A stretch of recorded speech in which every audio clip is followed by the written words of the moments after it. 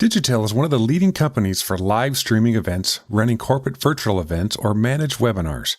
If you're looking to reach worldwide markets or generate revenue from adding a virtual component to your meetings and conferences, leverage Digitel's 33 years of experience in creating flawless online events. For more information, go to digitellinc.com or email them at contactus@digitel.com. Are you a follower? Okay, so we're gonna be Welcome to Gather Geeks, a podcast by BizBash, the place where people passionate about meetings and events come together. Here are your hosts, BizBash CEO David Adler and Editor-in-Chief Beth Kormanik. Hi, David. Hey, Beth. Here we are for another edition of Gather Geeks. And we have two guests this episode. Arielle Tepper Madover is a Tony Award-winning producer and board chair of the Public Theater in New York. That's where Hamilton got its start, by the way. But at Gather Geeks, we're interested in her new project. She is the founder and CEO of What Should We Do, an app and website that curates experiences from dinner reservations to festivals to special events. For our second guest, we're welcoming back Michelle Rago of the event planning firm Michelle Rago Destinations. She produces weddings and other events all over the world and is a go-to source for Vogue, The Knot, Martha Stewart Weddings, and of course, BizBash. We all met recently in Arielle's Times Square office. And David, what did you have in mind when you brought us all together? Well, I really wanted to explore what the next generation is looking at when they want to go out and when they want to do events, from Gen Z and all the way to these people that deal with these people all the time. Now, we didn't have any actual Gen Z people in the room with us, but we wanted to talk about them without them so that we can understand from one point of view. And then in a future episode, we wanted to interview the Gen Z kids, actually, and hear from them. But we wanted to hear the perspective of the older people right now and who are dealing with them. Because Michelle deals with a lot of both millennials and Gen Z types for the weddings. And she has a firsthand knowledge of what they want. So yeah, the role of the event professional when clients have access to vendors via Instagram and other social media outlets, it's fascinating. They're getting to know their vendors, but might not know how to bring it all together, which is where these professionals come into play. And so we're going to talk about what this generation values, how planners are helping to teach this generation how to entertain, and more. So let's take a listen. What we're trying to do is get to the mindset of the next generation of consumers of experiences and consumers of events and meetings and festivals and conferences and going out to dinner with your friends. And the premise here is that we're going through the largest change in generational wealth ever in the world. So you've got a lot of people that grew up with their families who are connoisseurs of the way it should be, that took me 20 years to get to fine wine and fine foods and what's expected from the point of view of a behavior. And these kids are growing up so fast that they live it. And the reason that I'm doing this today is I was so impressed with what happened in Florida with those kids in high school that were able to move the world. And it occurred to me that mentality is really where we're going in general. And they also are, one of the kids that went on there said, we're the Z generation, but we are really good at complaining. And we know how to complain. So what I want to do is first go around and there's, every one of you have certain things in your world that connect to that. Your new website, for example, you're dealing with a lot of that type of mentality.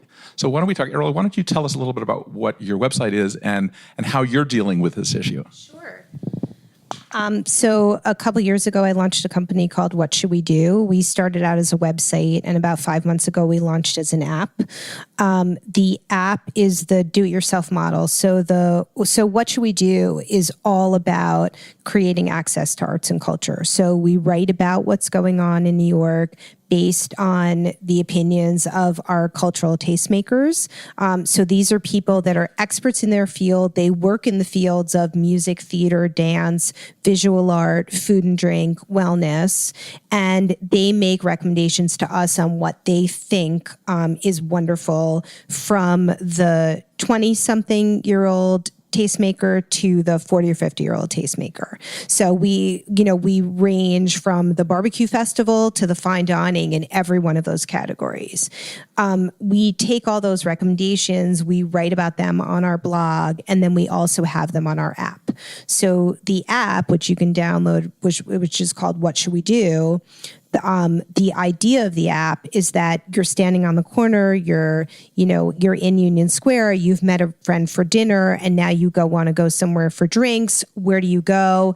You go on the app, you click the button that says near me, that says bar with food, right? Because let's say you want to get a snack with your drinks. And then there you are, you have a couple of options that are right near you, and you don't have to go through the non-curated listings of things. So we really make it fast and targeted. And that's what I felt people want. They don't want to go through 4,000 different reviews with the question of who's reviewing it. Maybe I don't agree with the person that says the burgers are great. Maybe, I would only think that if my friend thought that. So I'm here to say, with my many years of experience as a Broadway producer, where I've been known for my taste, and having these tastemakers who are expert in their field, we're going to tell you where to go and what to do. And you can totally trust us. And we make it simple and easy and fast. Is there a feedback mechanism on that? So your people who are out and about can say, yep, this was right on target, or no, here's where this didn't work out. Yeah, we have on the app, you can make a suggestion.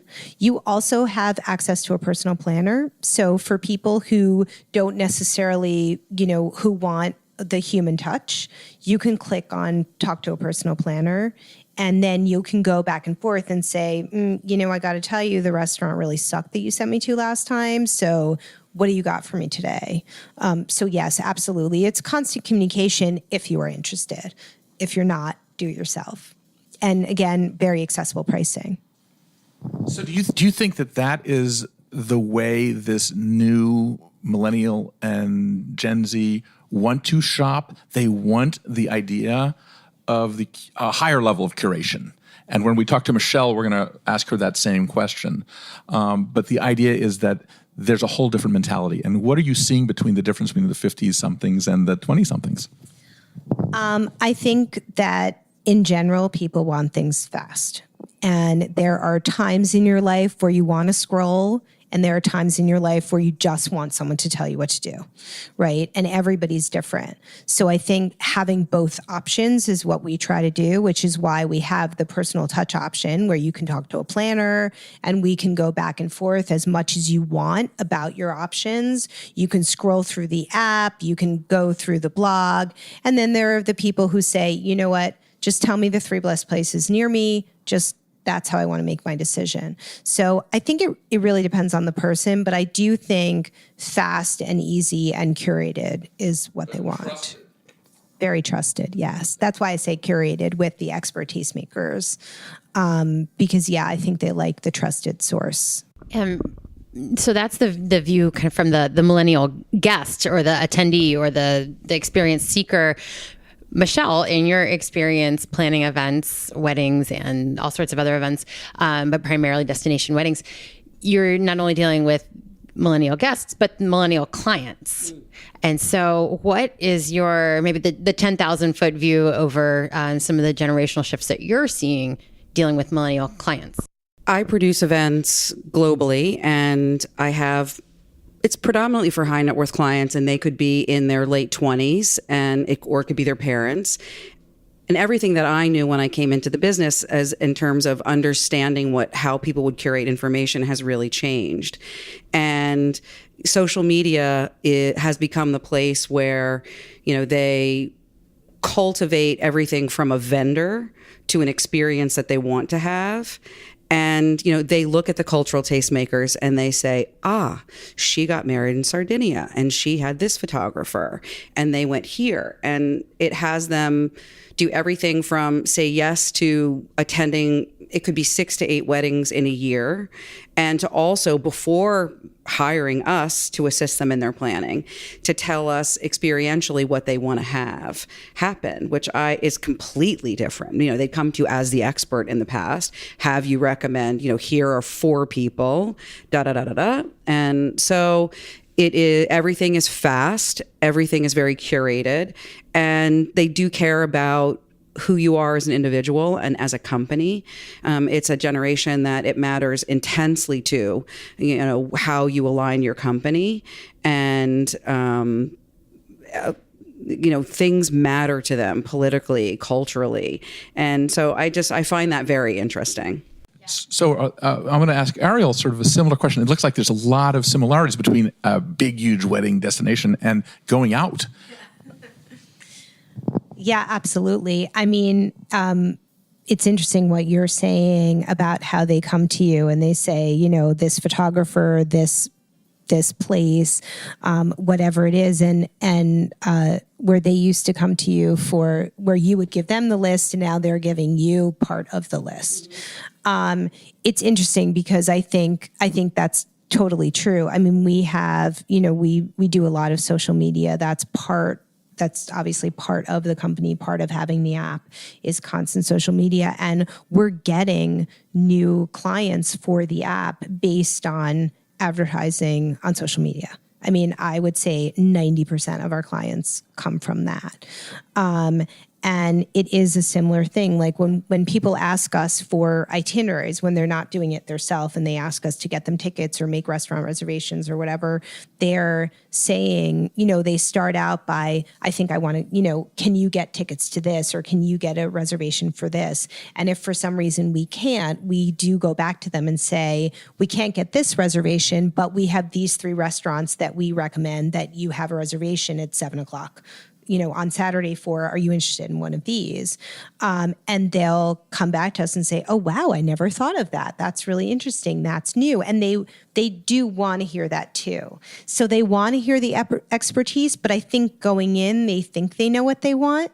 And then when you start to talk to them, they'll maybe say, oh, that sounds really interesting too. Oh, I could do that. And then they also get really excited by when they do their own research, right? They do their own research on social media. They find a cool restaurant. They get very excited when they go to the restaurant and then they see it's on my app. Yeah, that's so interesting. And it shows the role of the professional in that transaction, right? But Michelle, I really wanted to follow up on your point about the way that millennials are asking about or investigating about who you are as a company. I was hoping you could give an example of maybe a question you've received, and also how you proactively try and get that information out, whether that's on your social media feeds or your website, or other ways that you communicate about your company. This generation is very interesting because, they do come with a point of view around their research, which is similar. In the end, experience matters, because you could say you're looking at this part of the world, you're looking at this part of the world, this part of the world. And in the end, you have to say, okay, well, here's how it all applies. And based on my experience, this is what I recommend. So that's great, because it's not just that they're dictating, but they have a point of view, which isn't in the way it used to be. We just did an incredible social impact conference in conjunction with the Vatican in December, and it was all around young entrepreneurs. 9 of the 13 companies were young women, which makes me extremely excited. Yeah, and it's crazy stuff, converting the energy in a hurricane into fuel and things like that. That's amazing. It was amazing. It was completely inspiring. So back to your question, they're very passionate about making a difference. And so my social media is not just a constant reflection of the pretty flowers. It's more lifestyle.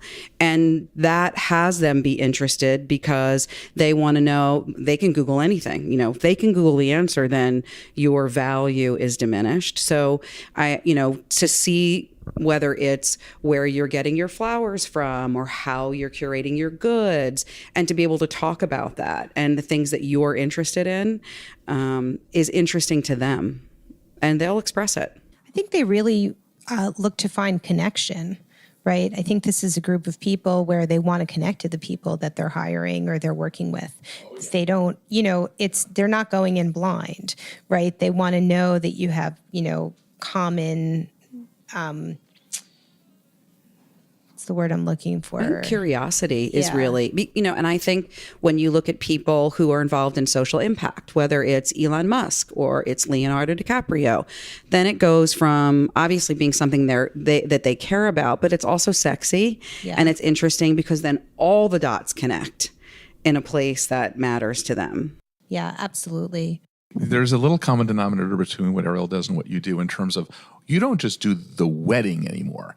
We've had these conversations about the itinerary to get to, it's like with meetings, it's about the hallway now, not about the actual ceremony or the actual thing that goes on, but it's all the things around it.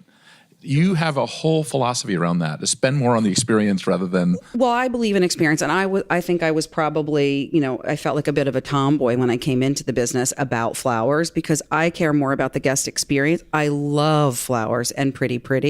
But for me, I feel that people ultimately remember how you took care of them and music transitions and transportation and you went on a boat day. So those are things that I care about. You told me about the transportation through Italy or something, things that you're doing that really enhance the experience. The things around it are actually more remembrance. Which is why they go on 6 to 8. They're not. People say, well, the fall off must be 40% for destination. I'm like, that may have been true 8 years ago. That is not true. If you invite them, the likelihood is they're gonna come.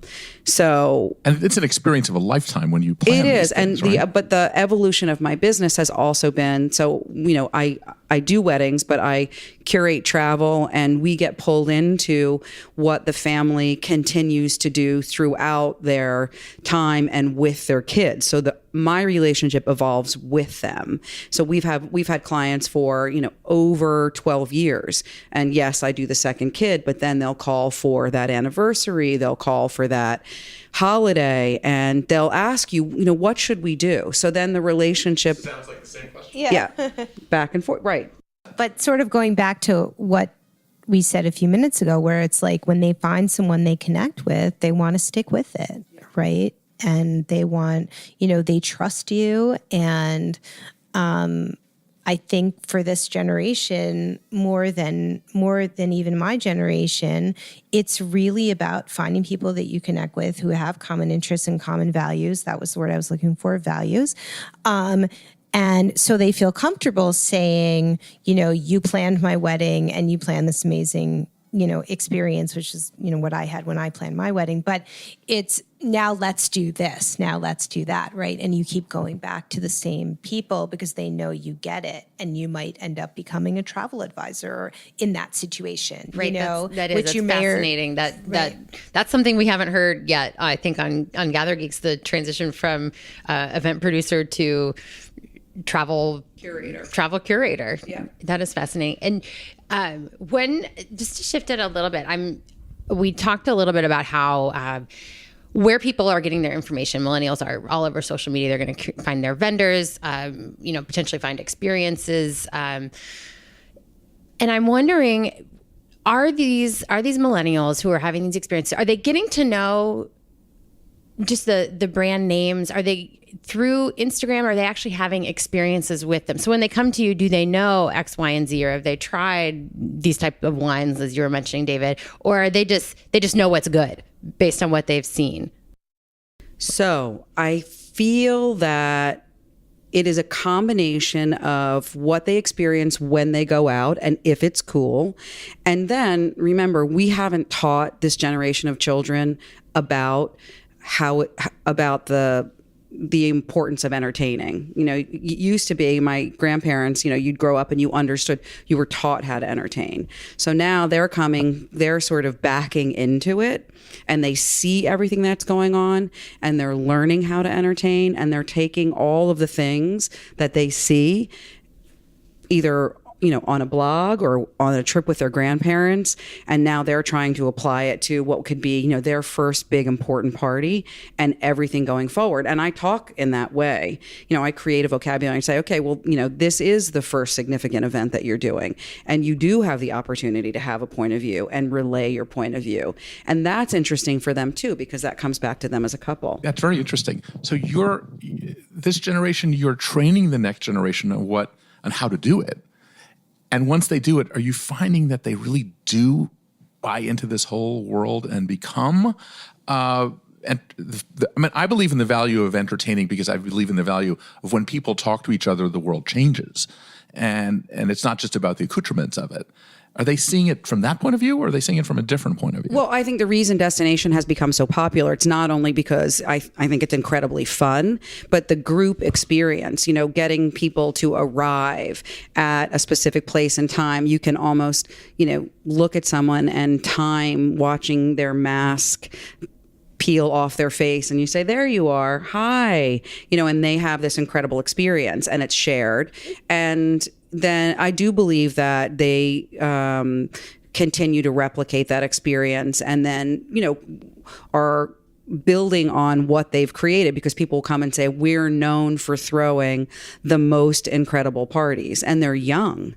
And I think, wow, or if we say we're going on vacation together, people want to come. And so, they've gotten themselves into this incredible, wonderful cycle of taking all these experiences and continuing to build on it. So yes. I agree. We also get asked to, right now we're only in New York, so we get asked to create experiences in New York, and it's often, a dinner party or, going to an immersive show. I mean, it's always something that's more unique than traditional. And we're known for doing the deep dive in New York. So, making recommendations of places that you may or may not have been before in neighborhoods that you may or may not have been to before. But it is all about the experience. I want to bring a group of friends to do XYZ, right? It's not just make me a dinner reservation. Is that a lot different than it was? Is that the other night I was out at a dinner, and people that I'm out with, they'll drop $800, $1,000 for dinner for two people. Where in the old days it was like, oh my God, that's so expensive. But it seems like they're willing to pay for that stuff. I do. I think they're willing to pay for something that they view as a unique experience. So it could be unique, meaning you have a chef's table, or it could be unique, meaning you have all your friends with you. So I think it could sort of go either way. Yeah, I'd like to talk more about budgets. What are you finding is like a sweet spot for your users of the app, and what does that tell you about this generation? Maybe a little expanding, but more. But what David was saying, and then Michelle, I'd like you to address budgets too. Are they getting bigger? Is it just where they're allocating their money? I would say the majority of our people who ask for personal planners, which is really where we would interact with them more than just using the app, it's exactly what you would expect. The younger people have less money to spend. The older people have more money to spend.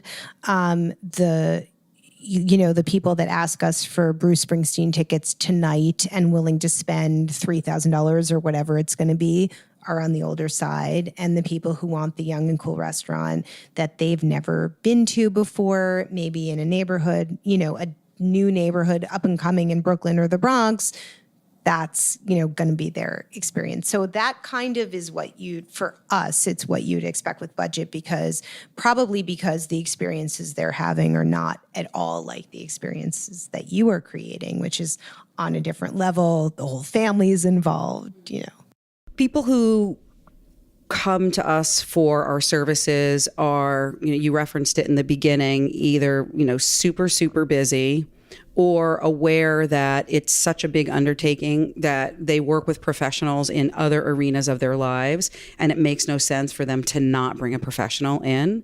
And so, people come to us and they've really pre-qualified themselves.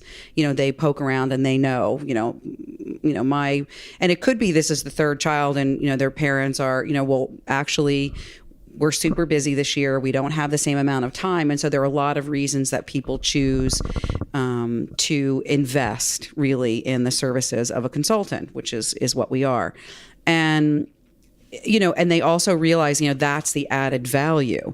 If you're going to spend that, you also want to be sure you're getting the most out of the experience, because, that's what matters to them the most. So I'm really heartened because, the clients who come to us are really respectful and putting their trust and it's a partnership around the experience, which I love too. I mean, when I first started in the business, you would almost bring everybody with you.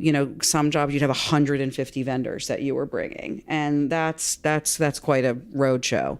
And now the world is a smaller place. You're able to find vendors in a way you couldn't before, and I also think it's a better experience when there is balance, because you don't want to roll in and just throw a party you'd throw in Manhattan if you're in the south of France. So there's this unique balance, which I think is swinging back, and the curation needs, that authenticity. You told me earlier that this generation knows how to complain. I think I mentioned that to you. And you said to me, they know how to leverage their complaints. Can you explain what you meant by that? Yeah, you said to me, actually, this generation knows how to complain. And I said, what I believe is that may be so, but what's beautiful about them is they know how to leverage that information. And that's just another vein of curating, is that they know how to communicate with one another. And it's sort of exciting to see them frustrated about current affairs, and because this generation is going to age in and have a whole lot to say, and it'll be around social impact. And it's going to be, they're going to align themselves with companies who are doing the right thing. And that's going to be really interesting to watch. And so, when I started in destination, hotels were, nobody was caught up in what it took to service weddings in other countries. Now companies are looking at how they talk about their businesses. It is a whole different playing field out there, and it matters. So for good or for bad, I think their complaining is going to make a difference. And if you're doing the right thing with your business, and I don't think you have anything to worry about. I was just going to add, I think that they're really sophisticated. I look back at my childhood and adolescent years, and even when I, graduated from school, and, I didn't have access to see what everyone in the world did with their time. And so it is amazing that starting at a young age, they're so aware of everything that happens in the world. And they're so sophisticated. They know how to make decisions. And I remember when people first started using social media and everyone was saying, no one's going to know how to talk to each other because they all sit on their phones. They know how to talk to each other. They are, I think they're expert communicators. I think they are, I'm amazed by them. I really am. I think, especially, the kids that we talk about in Florida, it is just incredible that they can rally around an idea and a concept and make things happen in a way that no generation has been able to do before. I totally agree. I believe, though, that if you're in a business, when boomers lean into millennials, it's great. If a boomer keeps their ego between them, it's a disaster. The criticism and the complaining you have to listen to, because 9 times out of 10 they are right, and you have to make the change for the most part. I'm the last year of the boomers, and so most everyone in my office is a millennial, and I believe philosophically that it's our place to teach the people culturally within our organization about how we want to spend our time and move through space. So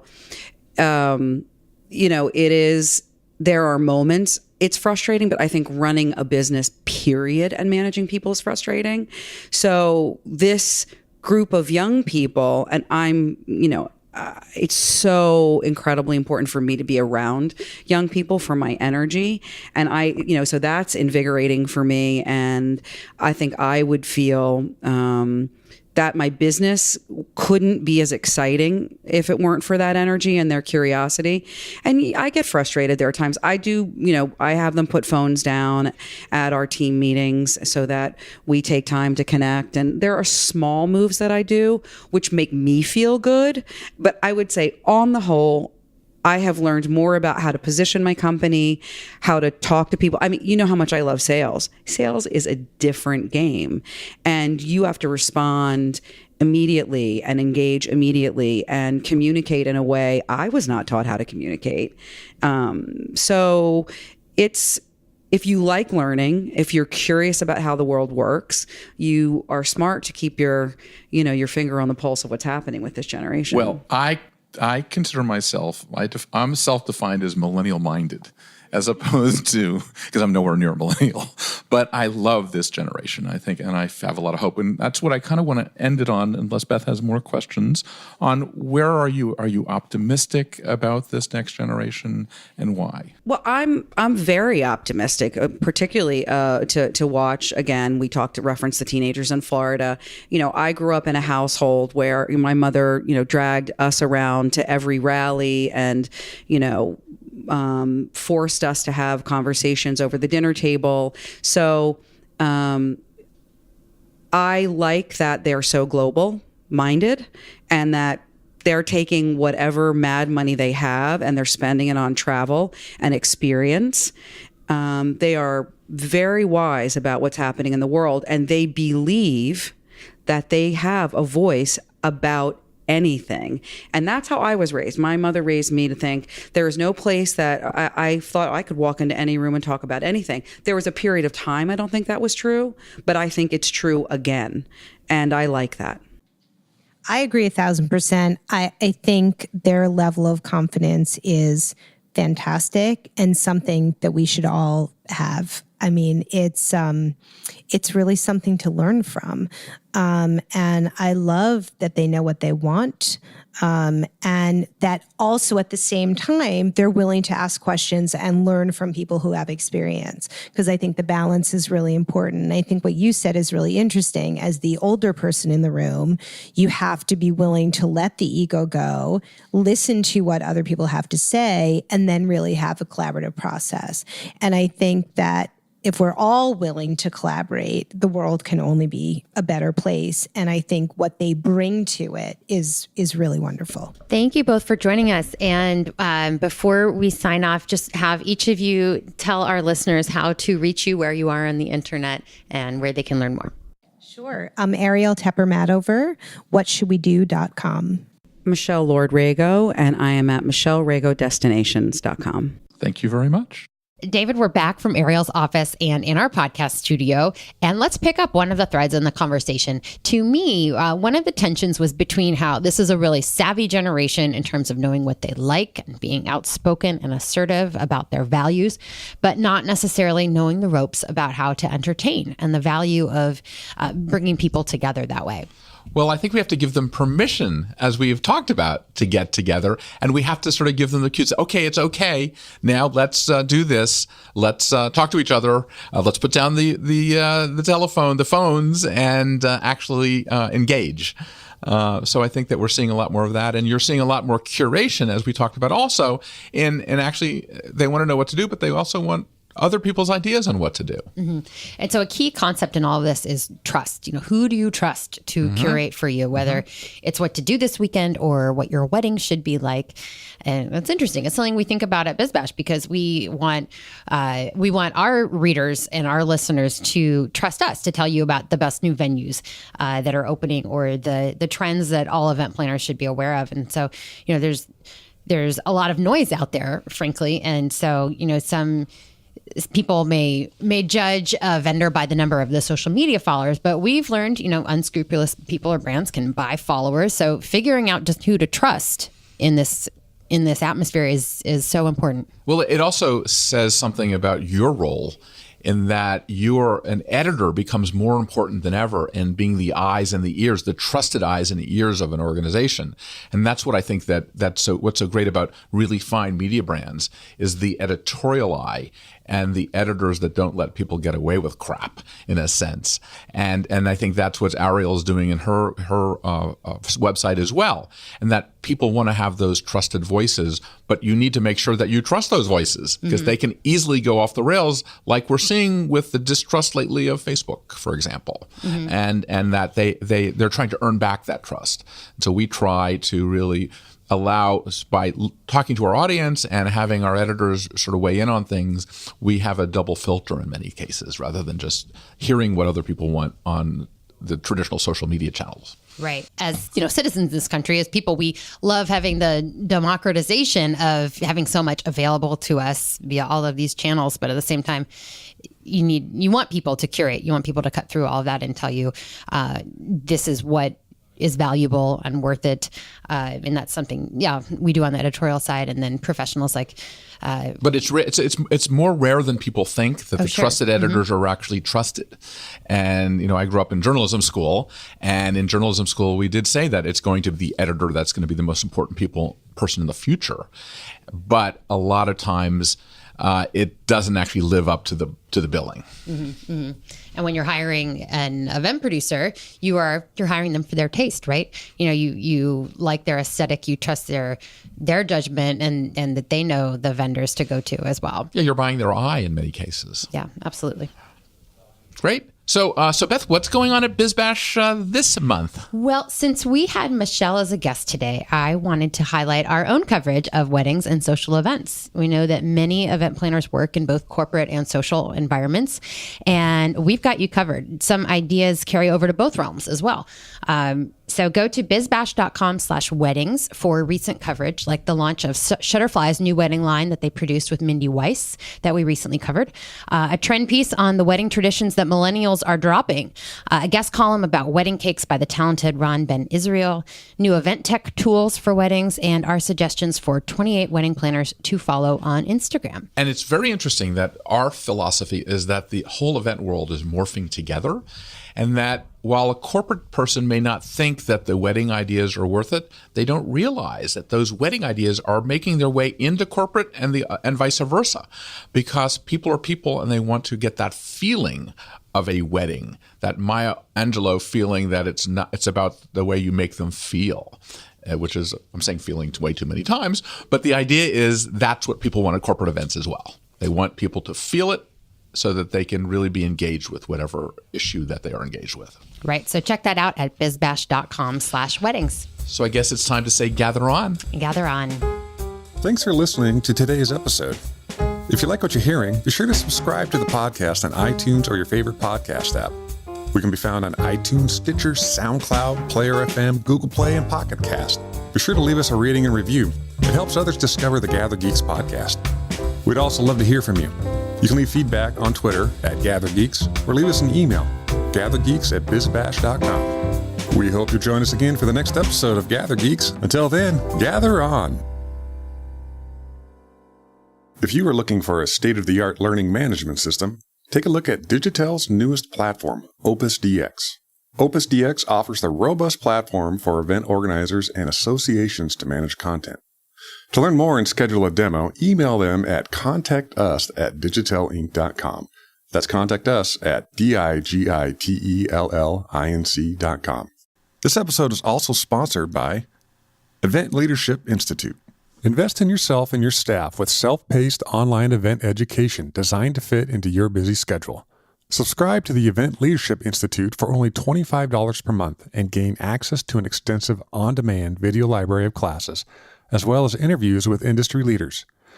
Best of all, you can watch classes in small pieces or all at once. For more information, visit eventleadershipinstitute.com.